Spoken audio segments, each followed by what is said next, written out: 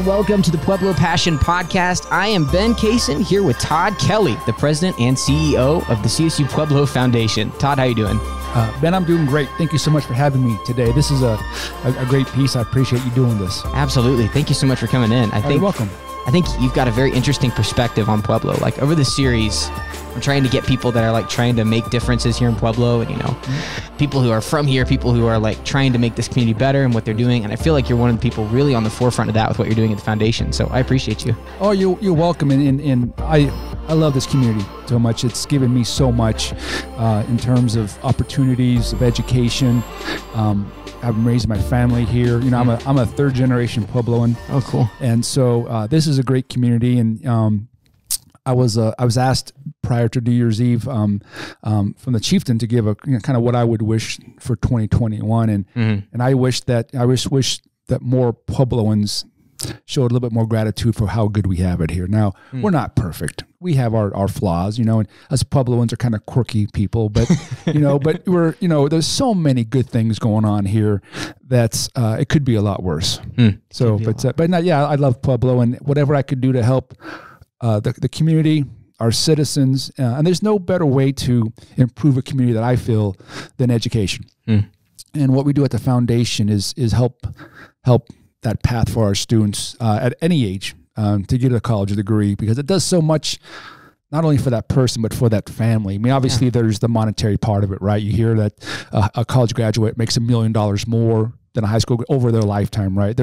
That's a benefit in itself. But if you look at the kind of citizen that college graduates are, they pay their taxes, they give back, they volunteer, their families are well educated, they live in nice homes that take care of themselves, they buy cars, they stimulate the economy, they're just good people. Yeah. And so I think as we expand our educational base here in Pueblo with higher education opportunities, not just a bachelor's degree, but we have master's programs. We actually have a doctorate now in nursing at CSU-Pueblo. Right? Yeah, we actually just had our first doctorate degree graduates in May, the same time that you graduated. Cool. So there's a lot of great things, and for me, it's so great to play a little bit of a role if we're able to give a student that extra money that they need to make it possible. Absolutely. Yeah. So can you kind of try and put your finger on why is Pueblo as a community so special? What's special about Pueblo? Well, it's so special because we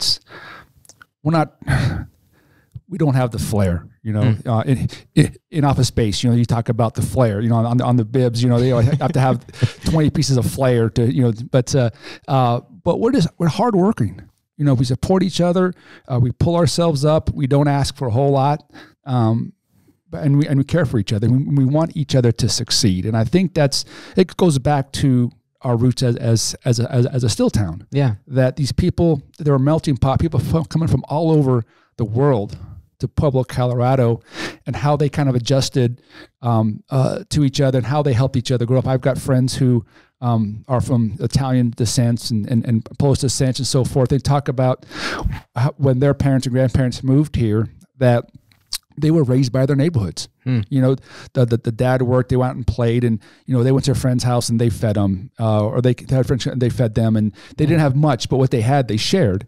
And I think that just generationally came up all the way through Pueblo, and that we're still, if in Pueblo, if somebody asks you for help, or if you ask somebody for help, you're going to get it because they're a giving community. That's awesome. What was your experience like growing up in Pueblo? Oh, it was great. I'm an old guy, and I'm going to sound like an old guy here, but it was so great because we could go out and we had friends in our neighborhood. Nowadays you don't see kids having a lot of friends within their neighborhoods. You don't see pickup games in parks or whatever. But we would just we would go out on the weekends and leave the house at 8:00, come back at 5:00. We had no cell phones.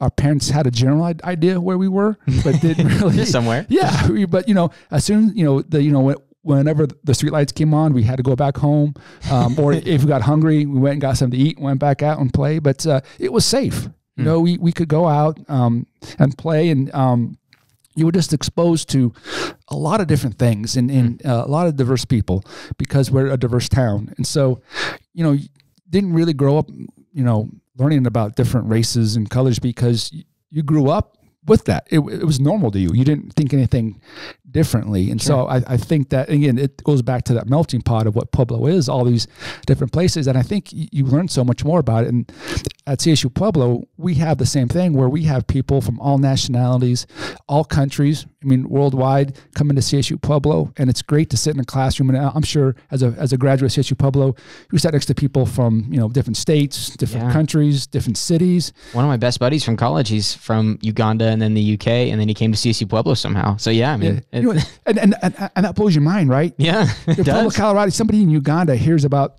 CSU-Pueblo. I got this story of one of the best parts of my job is that I get to meet with a lot of different alumni that from across the world. And I was meeting this guy. His name's Nate Nussbaum. He's from New York, and he came to CSU-Pueblo back in the 80s. And this is before the internet, before any kind of world, countrywide advertising. But his guidance counselor at the high school in New York had a flyer for USC at that time, and they had doctored it to where it looked like the campus was right next to the mountains and real pretty picturesque type of things. He goes, I'm going there. So sight unseen, he enrolls, gets on a plane, flies to DIA. His flight gets canceled. So he spends the night. It's actually at Stapleton Airport back then. So he spends the night at Stapleton Airport, gets a flight to Pueblo the next day. He gets out. He's like, where am I? And so the guy goes, this is Pueblo. This is Pueblo. Like, where's the mountains? You go, well, they're about 200 miles that way. So then he didn't have a ride to the campus. So he got a ride from a guy in a truck. Again, Puebloans help him out. Yeah. And he started going to school. Okay, I'll stay here a semester, then I'll go back. Loved it. Ended up staying here. Was a student body president. Got real engaged in the community. Wow. And it was just that somebody taking that ride, giving him a ride from the airport to CSU-Pueblo just kind of sealed the deal. Yeah. Yeah. Let's talk about that. I mean, CSU-Pueblo is an institution being in Pueblo. Why is Pueblo special to have a university? Sure. Like if a student comes from, like you mentioned, like say I'm just a high schooler from Minnesota and I'm like, CSU-Pueblo, it looks pretty cool. I'm going to go over there. What's the benefit of Pueblo?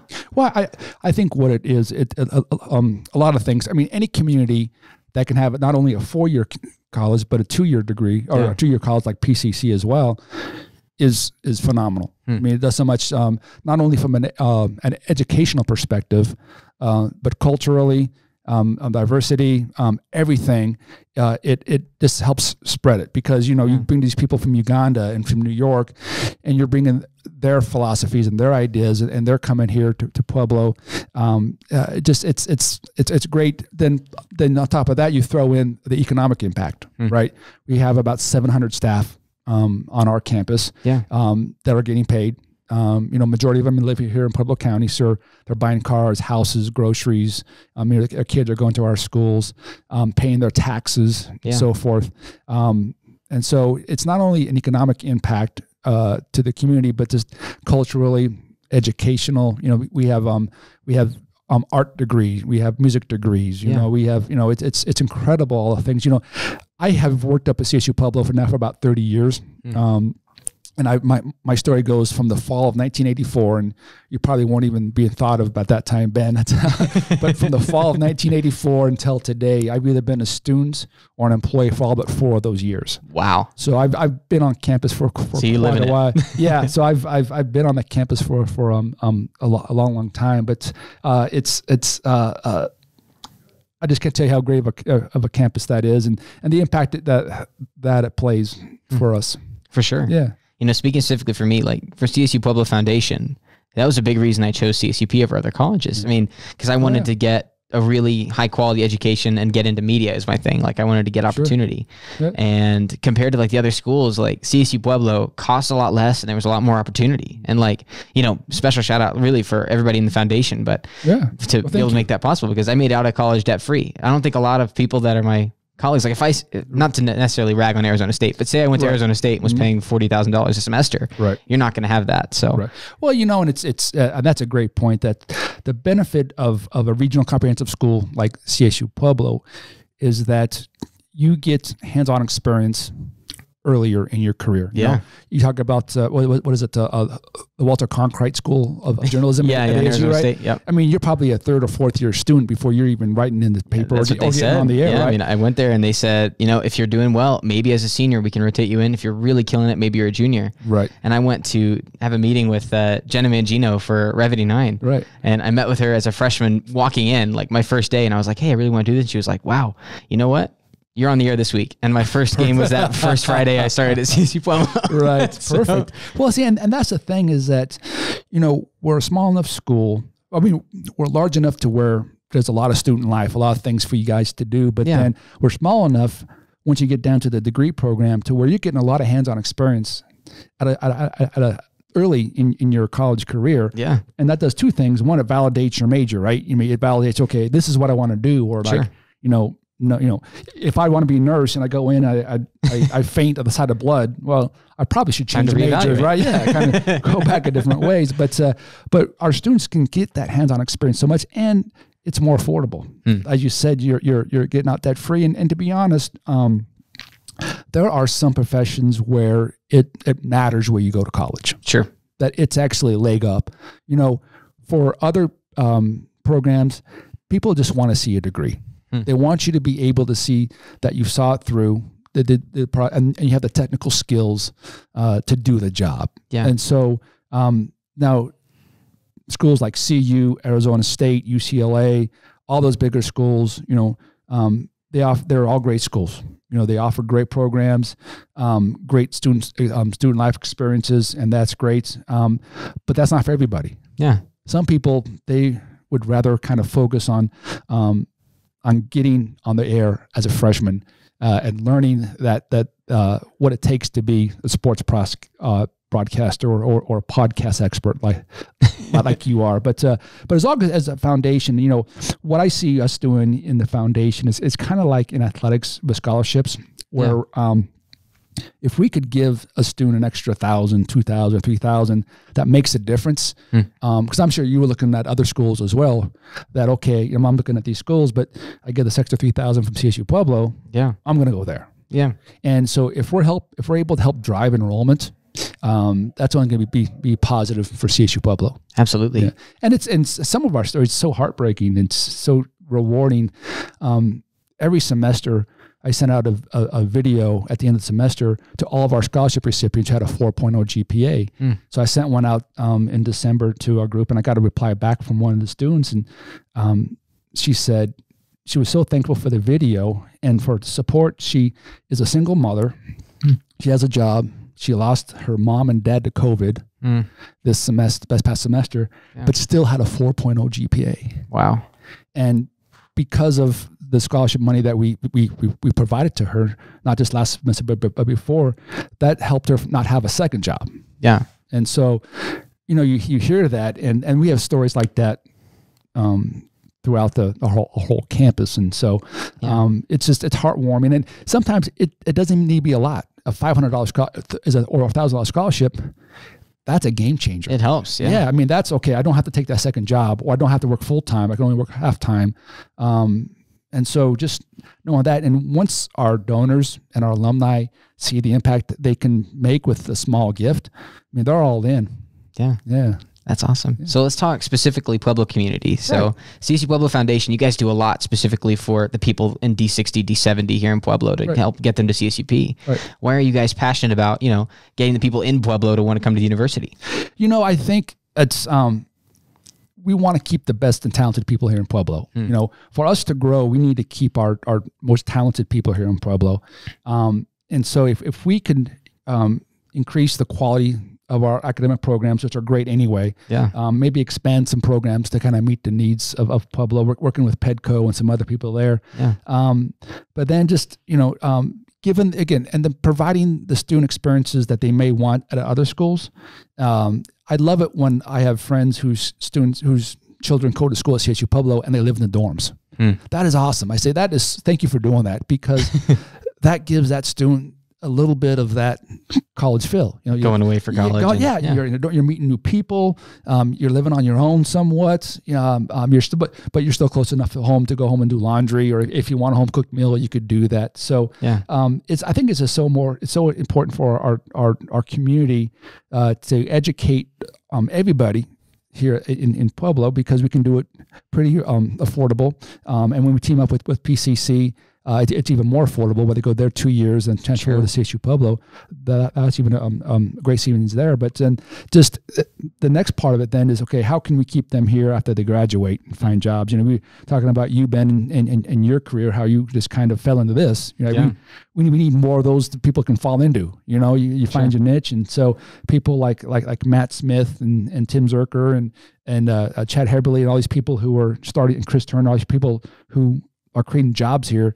We need more of those people to keep the jobs here in Pueblo. And PEDCO is doing a great job of recruiting new employers here and everything. And the Greater Pueblo Chamber of Commerce and the Latino Chamber, they're all fighting for Pueblo just like us. And we just need the next generation of leaders to come up. And you mentioned PEDCO. We just did a podcast with them actually a few weeks ago here on Pueblo Passion. So go check that out. We had Jeff Shaw and Amanda on here. Okay, great. Yeah, they did a great job on that. Yeah, you know, it's funny being from Pueblo. You know, my wife went to high school with Jeff Shaw. Oh, really? So I've got a lot of stories of him back in the days. And so it's funny. It's kind of, you know, you grow up and you see these people in leadership positions. You think back in high school or middle school, that guy was a nerd. I played football with that guy. Exactly. You know, I said, well, why is he now? But it's great, again, seeing these hometown people being in leadership roles in Pueblo, because we're passionate about it. You know, it's not a career for us. You know, we truly believe in this community, and that we want to do for Pueblo what it did for us. Yeah.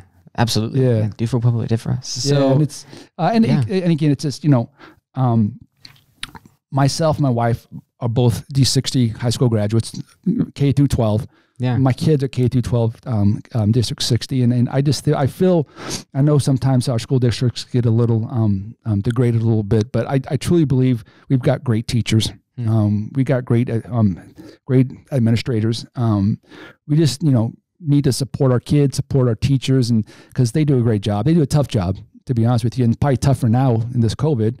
You know, they're trying to, especially for those teachers that have children. I mean, not only do they have to teach their classes via Zoom, their children are taking their classes via Zoom, and so it's I feel for them, and I appreciate all they do. Yeah. So you mentioned earlier kind of the impact that you think education has on people in Pueblo, just in general. Can you speak a little bit to what was the impact of education when it came to you specifically? You know, the impact, obviously, as we talked about, it just opens up a whole array of professional opportunities. You know, I was talking to my son the other day that, you know, 20 years ago, a high school degree could get you a pretty good job. Yeah. You know, doing something. You know, nowadays it's college degrees, kind of like almost the minimum you need just to kind of get into a good job. And so it opens up a whole array, but it opens up your mind to think, you know, and again, I'm getting older, and I kind of like learning now. I love reading. I love doing things because I enjoy learning. And, you know, when you're 18, 19, 20, you know, you might not be as so exciting in learning, but you learn to critical thinking. You learn how to write correctly, how to speak correctly, how to meet new people and socialize. And it's not just what you learn in college. It's how you apply it, how you become a good citizen, how you give back. And so there's so much that a college degree, and whether it's a 2-year degree or a certificate or a 4-year degree or a master's degree, I think any kind of post-secondary degree, it's critical. I mean, you need it. And whether you get it when you're 18 or when you're 21 or when you're 30, I mean, I think it's got to be on people's radars. And I think people maybe hold back a little bit because they're afraid of the cost. And there's a cost associated, but there are a lot of opportunities for help out there. And there's Pell Grants, there's student loans, there's scholarships, there's the GI Bill, you know. There's people like us in the foundation. There's people like the Kiwanis Clubs and Optimus Clubs and the Betchers and the Daniels Fund. And if you want to go to school, there's ways that you can pay for it with help from others. And that's another thing we do too. If people come in and need help, we'll help them try and find other resources to find money, because we believe so much in education. and believe so much in CSU-Pueblo. You know, I'm a graduate. Yeah. My wife's a graduate. My son's a graduate. My sister's a graduate. My daughter's in her second year there. So they've educated my entire family, and it's just we believe so much in it because it's big enough to where, as I said, you can kind of get a pretty good college experience. And what we're doing up on campus with building, Thunder Zone and Lobos and more stuff, I think once more commercial development comes up there, it's going to be off the charts. Yeah, I mean, I think you guys are doing some great things over there. We had President Mote in here last week, actually, for the Foundation podcast. We were talking about him about kind of a lot of his visions of stuff. Right. It's hard not to be excited when you talk to him for a little bit. He's got some great ideas and concepts coming forward. And what I like about Dr. Mote's leadership is that most college presidents, you go from getting your bachelor's to your master's to your doctorate and then your professor. And so you kind of stay in academia. Yeah. He kind of came up through the professional world. He spent time in the airlines industry, some other industries for about 10 years. And so he understood what the private sector is and how you actually operate. And he's brought that same kind of structure and leadership in higher education. And you can see it. I mean, there's the way that he thinks, the way that he's organized, the way that he presents. There's a lot of great things coming down the road. Yeah. So obviously 2020, rough year in general for a lot of people, but for higher education, it was very rough, I assume. Can you talk to me a little bit about what were the obstacles that, 2020 and COVID brought upon you guys, and how'd you guys overcome them, or any great stories of people what? I think one thing that came out right away was when we went online in March. Yeah. I mean, you're probably a student in the spring. Yep. Where overnight, all of a sudden you're face-to-face. The next day, it's all online. Yeah. So how do you flip a class that's meant to be face-to-face online overnight? And how do you deliver that? And so a lot of kudos to our faculty, to our IT people to get that going. But then what came obvious right away was that a lot of our students don't have access to technology at the home. Dr. Kreminski, Rick Kreminski, who teaches in math, I was talking to him and he said he had a student who was doing straight A work. They went online. He didn't hear from the student for about 2.5, 3 weeks. Finally, he got a hold of him, and the student said, well, Dr. Kreminski, my family, we have one iPhone between the 6 of us. I have younger siblings. They're doing their homework. My parents are trying to work. I just can't do my work. Yeah. And so at that time, the president, Dr. Mote, reached out to us and said, hey, we need laptops. We need Wi-Fi hotspots. They said, we have 40,000. Can you guys raise 40? So in a matter of 2.5 weeks, we raised $40,000 to buy 100 laptops and hotspots for our students. And so, and what that showed me is once I sent out that communication to our donors and our alums, people lined up. I mean, they understood the need. And so for a small donation, again, the impact they made is that changed that student's life. Now they had their own hotspot, their own laptop at home where they could actually sit down and do the work that they needed to do. And I think from a fundraising standpoint, I think that's the biggest thing that's changed is that, we do a lot of our work face to face, sit down with people, tell the story, show videos, what have you, develop that rapport where we weren't able to do that. We had to change the way we fundraised, but it blew me away from March until even through the end of December. The generosity of our donors. They continually give. We had to do our gala virtually this year. Our President's Gala is our big black tie event we do every year. We recognize distinguished alumni and distinguished donors throughout their careers and so forth. We had to do that virtually. We raised about $90,000 at that event. And what we, again, working with the university. Oh, 90,000 whenever it was online. Yeah, when it was online. Wow. Yeah. That was through some kind of sponsorships, people giving online. Yeah. And so we went to the president and asked him, what do you guys need? And he said, well, a lot of our students that were in class in the spring, they couldn't enroll in the fall because they had a balance on their account because they lost their job. They were either a waiter or a waitress, or they worked in the service industry like most college students do. Yeah. And they've got they can't enroll. So they said, well, take this money, work with the students and let's get them down to under 500 so at least they can enroll. Yeah. And we impacted about, I want to say it was over 120, 530 students. Wow. That we impacted that they were able to enroll in classes for the fall. That's huge. And what that does for the university, just getting that back on campus and enrolled, and then the tuition they're going to pay. I mean, that's just a financial windfall for us because the return on investment to the university is very significant. Mm-hmm. Yeah. Absolutely. Yeah. That's awesome. Yeah. It's like I said, it's people ask me, how can I fundraise? I could never spend my day asking people for money, but it sometimes when you tell these stories, they almost ask you how much you need. Yeah. And we've got some great stories of people and the needs and so forth. And again, I go back just hearing their stories. And what's great is that I always tell our professors is that they're my best fundraisers, because when I talk to alums, they don't remember who the president of the university was. They didn't know what the foundation was. They didn't even remember who the football coach was or whatever. But there was one or two faculty member that they said changed their lives. Said, without this faculty member, I would have never known what mass comm was. If it wasn't for this professor, I would have never met my wife. If it wasn't for this professor, I would have flunked out of math. And that's to me that's why a lot of them give back, because that person took the time. And again, in a small campus like us, our professors have that time to spend with them. Yeah, that professor took time of their own, sat down and showed me how to do the math. Absolutely. And cared about me and checked up on me and so forth. And so that's those are just great stories I love to tell, and it helps me raise money. Because you're just developing these relationships. You're developing, helping people. I always equate that we help people make the impact they want to make. I think everybody wants to make an impact. They want to change the world, but they don't know how, right? And so we give the people that conduit to impact the world. And whether it's small through our community, through the state, or through the world, we could help them make that impact by offering scholarships to students, offering a new academic program, building new facilities for academic programs.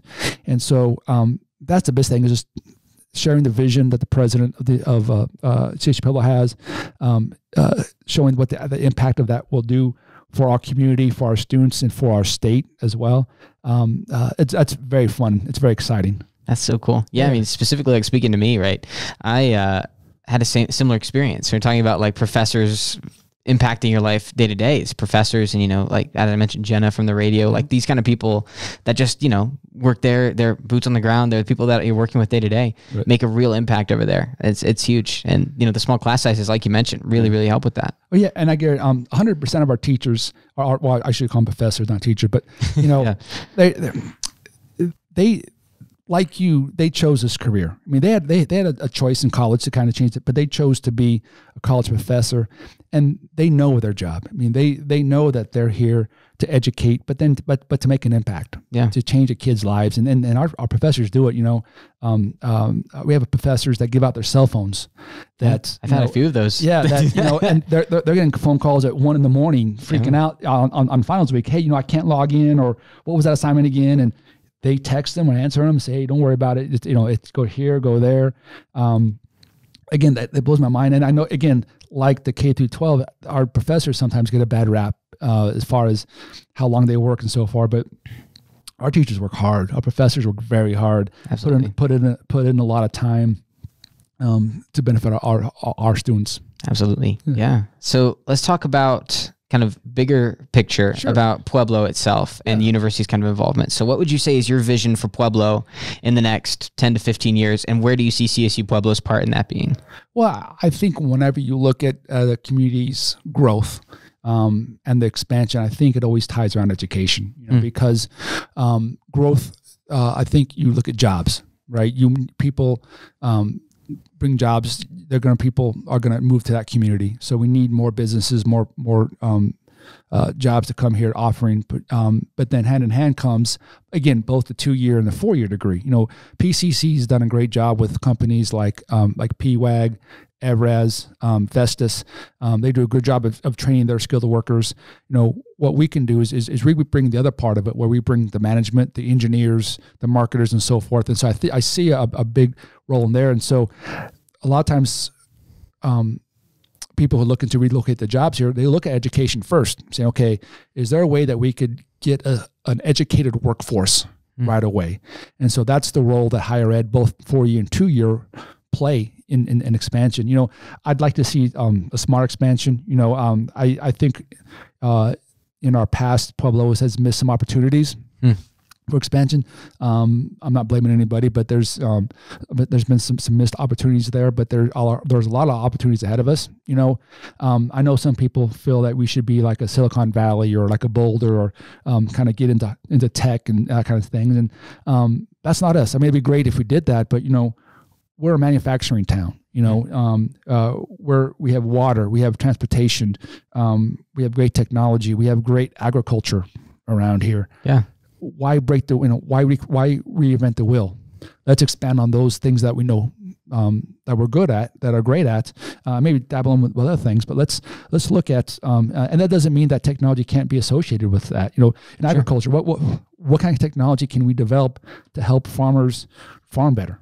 You know, to go from field to the table quicker. Yeah. You know, how can we help the steel industry with more technology or streamlining processes and stuff? And so just because we're not a tech city doesn't mean we can't work in tech. Yeah. To help the things we do here. But we've, I tell you, we got people that are hardworking. Like I said, my father had his own construction company when I was growing up, and cool. Every summer after my 8th grade year, I'd work for him.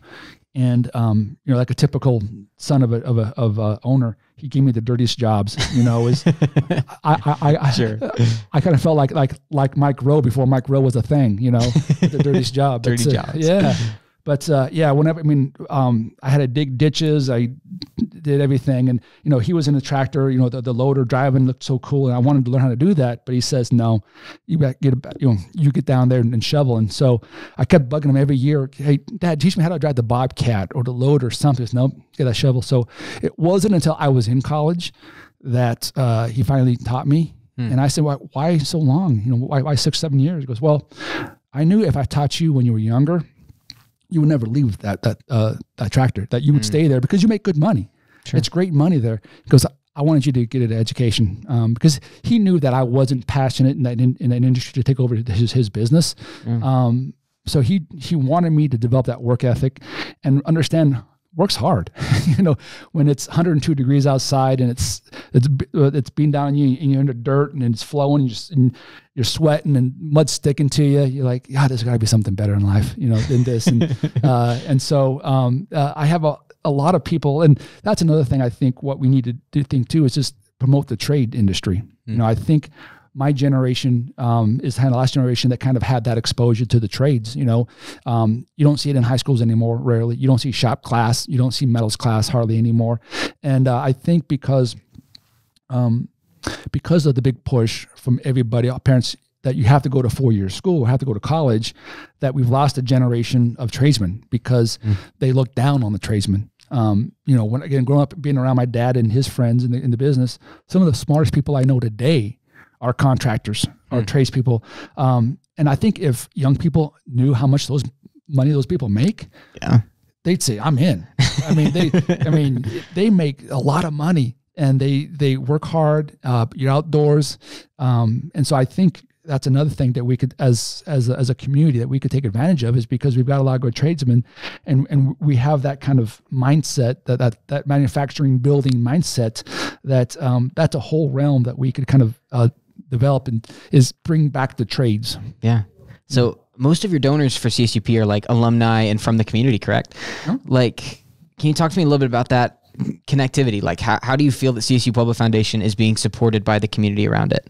Yeah, obviously, I think we get a lot of support from the community because they see the impact. You know, it's, you know, they see that by donating, we're educating their future employees, or they're giving back because of something, or they support a program, or they get sponsorship. You know, they sponsor our football team, and so they get a banner up there, or so forth, and or there's a service club like the Optimus or the Kiwanis that want to give back.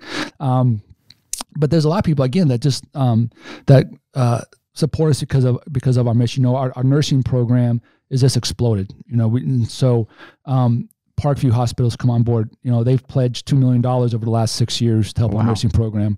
They've just been great partners there. Our construction management program and civil engineering, you know, companies like Kiewit and Swordfigure and all these big companies support that. You know, we have one of the fewest, we're one of only a few universities that offer an automotive industry management program. Yeah. So we get people like Ford Motor Company, Hyundai, you know, Brakes, all these people give back to that. And so there's a benefit there. And I was talking to a friend of mine who's a donor. He's from Pueblo, but he didn't go to CSU-Pueblo. He went to the University of Chicago.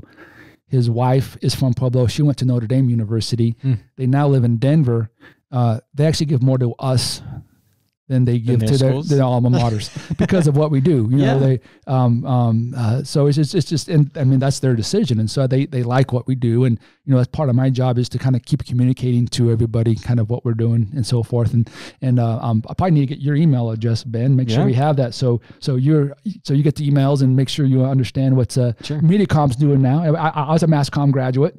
It's now MediaCom. They changed it last year, which I think is great. You know, I like the direction of where they're going, MediaCom. And I know that a couple of years ago when they made those changes, there was a lot of turmoil in the Mass Comm department. But what they're planning now with the Center of Creativity and Practice, that's amazing. That's gangbusters. When you're combining art, music, and MediaCom together, those three meld together so much. Why not have cohorts and teach them how each industry can help each other. There's this great collaboration like that going on. And so, MediaCom's is a great field. So we need to get you on the email list to make sure. Sounds good. Yeah. Sounds great to me. I'm all in. Same with Tyler. Gotta get him Tyler's over here off camera. Yeah. Also MediaCom. Yeah, exactly. Again, funny story about Tyler. I remember him when he moved here with his mom, started working. My son and him are about the same age. So we came to the birthday party and Tyler came into the pool and swam. And Corey, I say, you know, Tyler's got a bunch of old G.I. Joe stuff. Just trying to want them. And we were thinking like the small figures. No, these were the 12-inch G.I. Joe with the Jeeps. It was the real deal there. So what a stud. He was. There he is. That's the last thing I'll get on camera. Love it. Yeah. Oh, man. But yeah, you know, and Ben, like I said, I'm proud of you.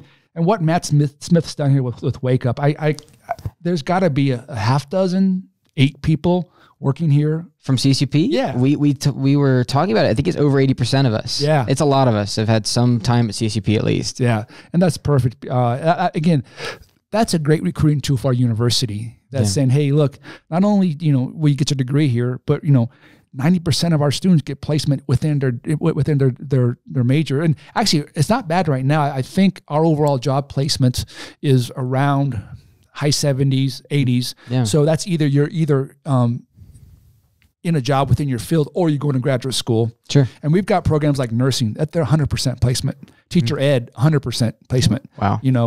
Construction management and civil engineering, 100%. The great thing about Mass Comm and MediaCom is that every industry, every organization needs communicators. Yep. So it doesn't matter if you don't need to work in radio or in newspapers or on TV to use your skills. You can work for Wake Up. Yeah. And have a marketing and advertising firm. You could work for Microsoft. You could work for Facebook. You could work for every company. But what I always tell people to think about in jobs is, okay, think about what you're passionate about. Is it music? Is it skateboarding? Is it gaming? There's a job in there for you. Yeah. I mean, just because you can't program a game doesn't mean there's not, because within gaming there's somebody that designs the box that the game system's in. Yeah, the tech part. The tech part. But then there's the marketing, there's the color, you got to write things, you got to produce the advertising for it. You've got to do all kind of stuff. You have accountants. So even if you're in accounting and you love gaming, there's jobs in gaming for accountants and financiers and marketers and so forth. And so there's this, I think, again, if students can think bigger, as far as following their passion, not only educationally, but professionally, and I started off my career off in athletics. When I graduated high school, I played 3 sports all my life, all the way through high school. I got out of high school and I knew I wanted to stay in sports. I love sports. At that time, the only kind of career I knew was a high school football coach and a teacher. So I said, okay, I'm going to go into teacher ed. So I got into teacher's ed, spent about a year there. I did a class observation. I realized I didn't like kids. I said that might be kind of a deterrent. Yeah, might be a problem. So I bounced around.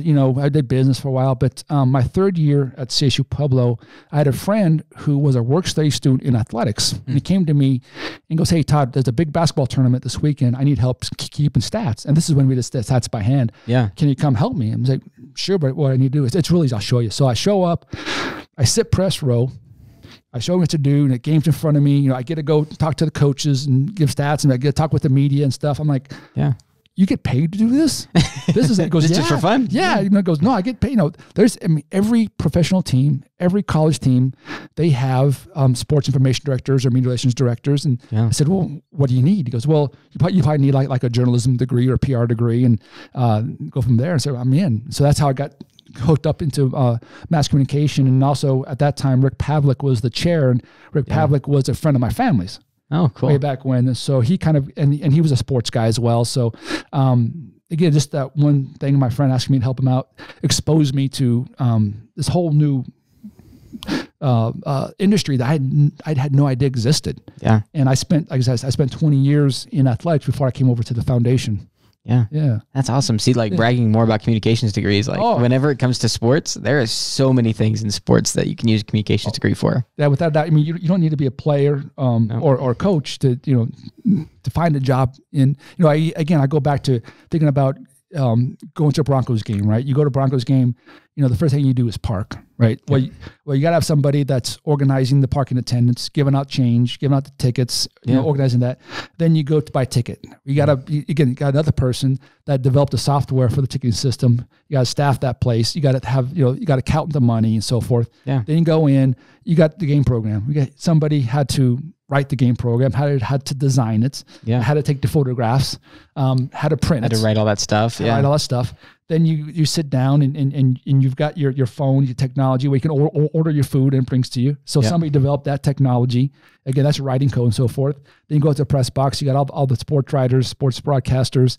You got the people running the Jumbotron with live video, canned video. Again, communication, all the. So there's so many different jobs in sports that people just need to think about it and get that technical skill and then get in. Yeah. Yeah. And, speaking specifically, for those jobs, what I've found so far as a media guy myself, those kind of jobs, like you mentioned, some universities, you really need to have a certain degree. For that one, it's really, do you have experience? What have you done? And CSU-Pueblo for me, just to plug it, I wasn't even when I came in, I wasn't really sure which part I wanted to be on. Whenever I was at CSUP, I had experience getting ads. I had experience PA announcing, experience, calling games on the radio, experience doing normal radio shifts, experience doing seriously everything you could think of within all that. If you wanted to do it at CSUP, everyone tries to make that happen. And I feel like the people that I've talked to from other degrees, they share the same experience. It's not just communication like that. I think that's a big part of why CSUP is special to me for sure. Well, and I think that's one of the visions of Dr. Mote is in his,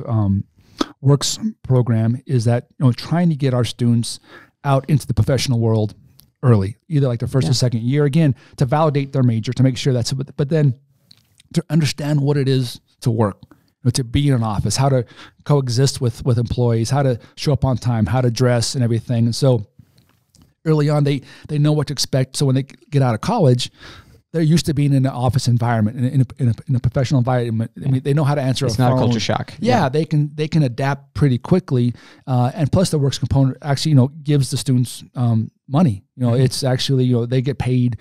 It's not an unpaid internship like we all do, right? It's actually a paid internship that you get credit for, and so I love that concept because you can teach students the skills needed to do a job, but you can't teach them how to apply it in the workplace. And so hopefully this is the place where you can actually apply what you learn in the classroom into the everyday professional environment. Yeah. So Todd, how can people contact you to get involved as a donor What does that look like? Sure. You can visit our website. It's go to CSU-Pueblo.edu. You can find us there. My email, it's Todd.Kelly. It's TODD.KELLY at CSU-Pueblo.edu.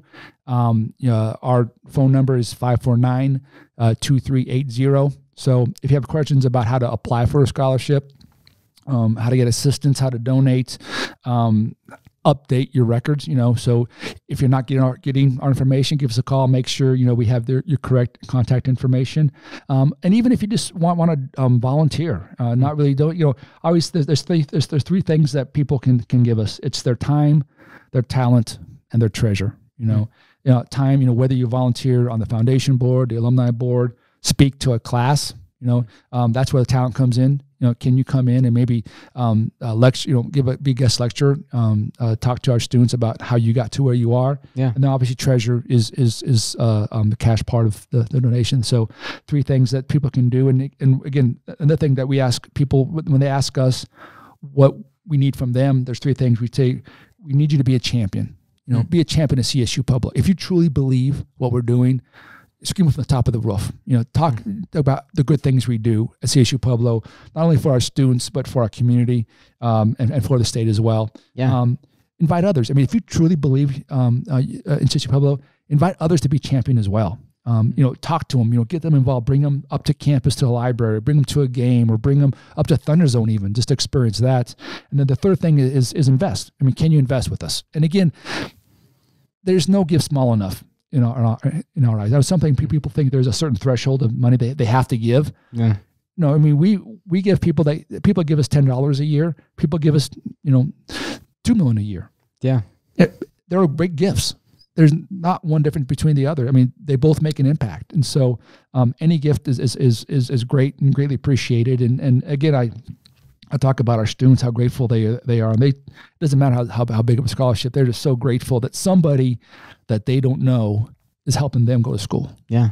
Yeah. So can you run us through, if I'm a student and I just got accepted to CSUP, how do I get to the foundation application? Sure. What does that look like? Well, it's easy. I mean, if you're a current student, or if you're a freshman or a senior in high school and applying, you need to apply to CSU-Pueblo first. You need to be accepted. You need to get your PAWS account. Mm-hmm. I'm sure you're familiar with the PAWS account. Yeah.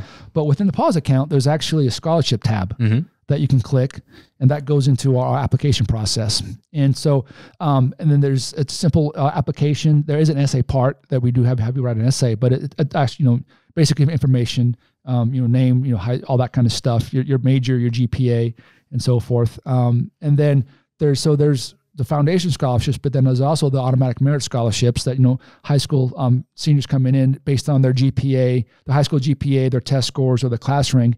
You can get anywhere from $8,000 to, I think it's $1,000 a year, just on the work you did in high school. So like I said before, there's plenty of opportunity to get funds out there if you've done the work in high school and so forth. And even if you haven't done the work, there's opportunities for you to get funding there. Yeah. And, comparatively to other universities that I applied to and did scholarships, right? CSU-Pueblo's is very centralized. It's just one application and then it gets to everybody. I thought it was really special. Yeah, definitely. And that's the good thing is that, a lot of our scholarships are restricted. What I mean by it's restricted to a certain major. Sure. Or a certain year of a student, or actually where the student's from.